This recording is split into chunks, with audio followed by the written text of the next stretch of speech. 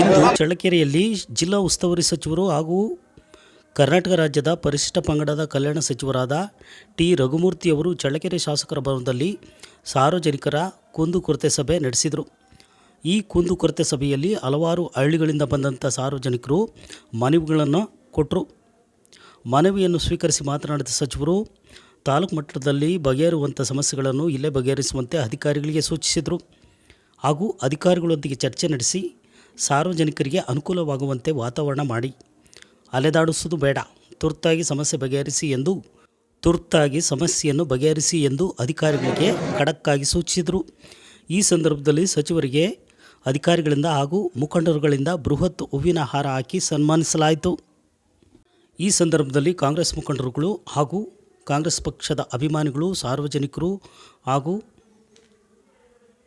ಇತರರು ಈ ಒಂದು ಕುಂದುಕೊರತೆ ಸಭೆಯಲ್ಲಿ ಭಾಗವಹಿಸಿದ್ದರು.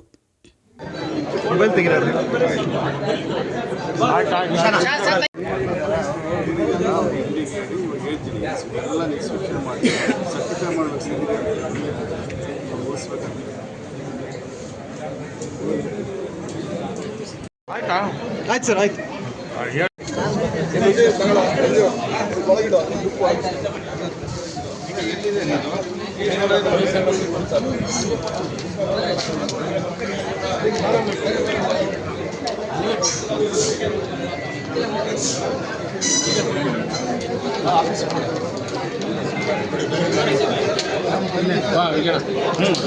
ಬಂದೆ